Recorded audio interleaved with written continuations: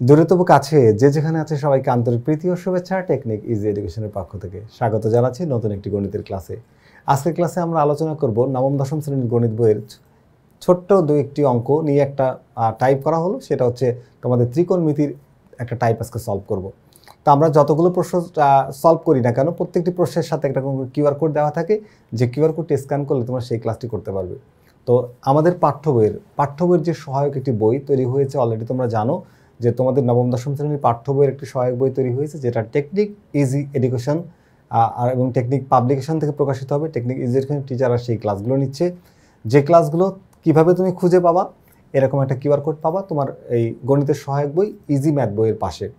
তো easy math বইয়ের প্রতিটি টপিকের পাশে একটা করে কিউআর কোড থাকবে, যে কিউআর কোডটি স্ক্যান করলেই তুমি কিন্তু সেই ক্লাসটি পেয়ে যাবা। তার মানে বইয়ের সাথে শিক্ষক একদম ফ্রি।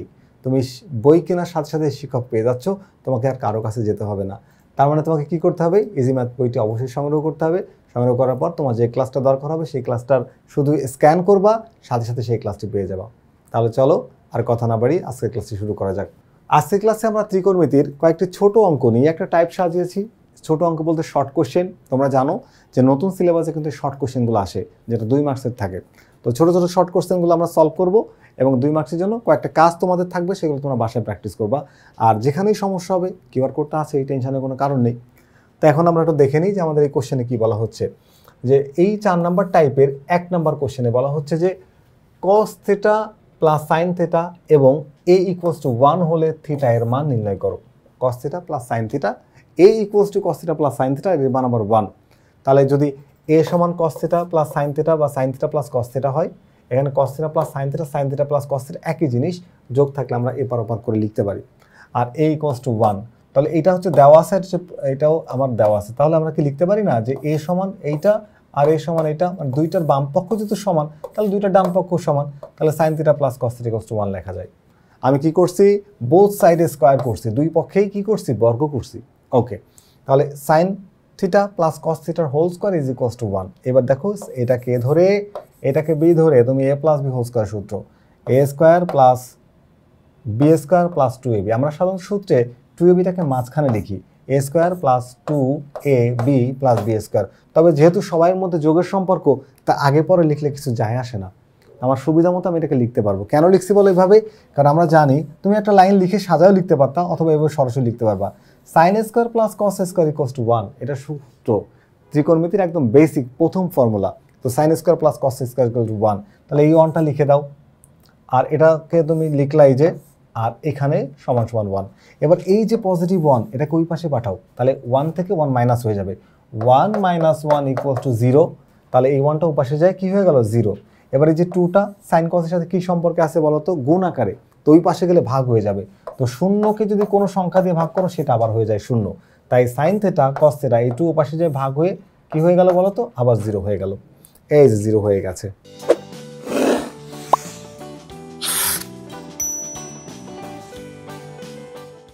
তো যেহেতু সাইন থিটা আর cos থিটার গুণফল 0 দেওয়া ছিল, কি সাইন থিটা আর cos থিটা = 0।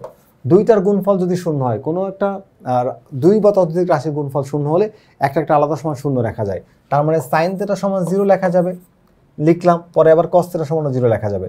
তাহলে সাইন থিটা সমান যে 0 হয়, 0 সাইন কত ডিগ্রি মান, 0 ডিগ্রি মান। তাহলে এই 0 উঠে যে বসলো সাইন 0 ডিগ্রি। দুই পাশের সাইনকে বাদ দাও, থিটা = 0 ডিগ্রি। তাহলে থিটার মান কত আসছে, 0 ডিগ্রি। আর আরও একটা ছিল না, cos থিটা। তাহলে আমরা আবার লিখবো অথবা, এই দেখো অথবা cos থিটা = কি 0। তাহলে cos থিটা 0 cos কত ডিগ্রি মান, P0 হচ্ছে cos 90 ডিগ্রি মান। তাই 0 উঠে যেয়ে বসবে হচ্ছে cos 90 ডিগ্রি। তোমরা এই মানগুলো নিশ্চয়ই জানো বা মনে রেখেছো। তোমাদের পাঠ্য বইয়ের পৃষ্ঠা 190 একটা চার্ট আছে, ওই চার্টের মধ্যে এই মানগুলো আছে। তাছাড়া তুমি ক্যালকুলেটর মানগুলো পাবা। এছাড়া তুমি যদি চাও যে এই মানগুলো হচ্ছে কিভাবে 1 মিনিটের মধ্যে বের করা যায়, তার জন্য একটা ক্লাস আছে। তুমি সেই ক্লাসটা যদি করে নাও তাহলে তুমি এটা পেয়ে যাবা। ওকে, তাহলে এখানকার cos আর এখানকার cos যদি কেটে দিই, তাহলে কি হয় যে থিটা = 90 ডিগ্রি।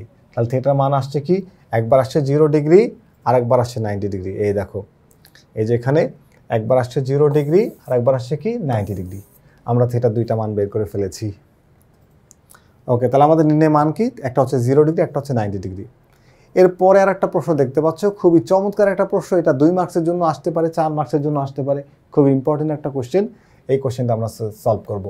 দেখো সমাধান করো, মানে সমাধান করা মানে হচ্ছে এখানে যে থেটা আছে, যে সূক্ষ্মকোণ আছে তার মানটা বের করা।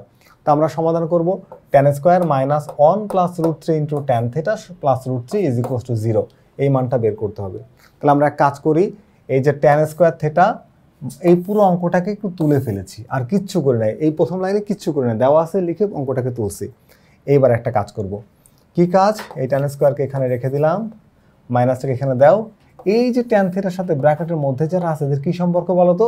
সম্পর্ক হচ্ছে গুণের সম্পর্ক, এটা মাল্টিপ্লাই আছে, তো এদেরকে আমি গুণ করব।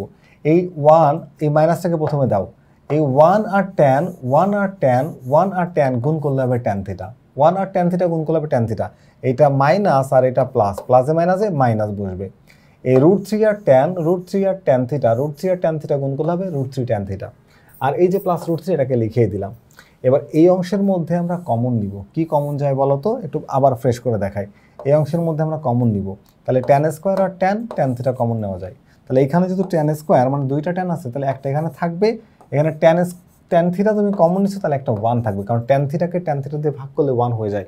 কমন নেওয়া মানে হচ্ছে ভাগ করে নেওয়া। ওকে, এবার দেখো এই পাঠের মধ্যে √3 আছে আর √3 আছে, তুমি চাইলে একটা √3 কমন নিতে পারো। তাহলে এখানে থাকবে হচ্ছে tan থিটা, আর এই মাইনাস আর এই প্লাসে হয়ে যাবে মাইনাস, √3 দ্বারা ডিভাইড করলে হয়ে যায় 1। ওকে, দেখো দুইটা ব্র্যাকেটের মধ্যে সেম জিনিস, কি tan থিটা -1 tan থিটা -1, তাহলে আমরা আরেকবার tan থিটা -1 কমন নিতে পারি। তাহলে এখানে থাকবে হচ্ছে এই tan থিটা, এই যে, আর এখানে থাকবে -√3 সমান সমান 0। এখন এখানে একটা রাশি আর এখানে একটা রাশি, দুই বা ততোধিক রাশির গুণফল যদি শূন্য হয় তবে তাদের প্রত্যেকটি সমান 0 লেখা যায়। তাহলে আমরা একবার এটা সমান 0 লিখব আর একবার এটা সমান 0 লিখব।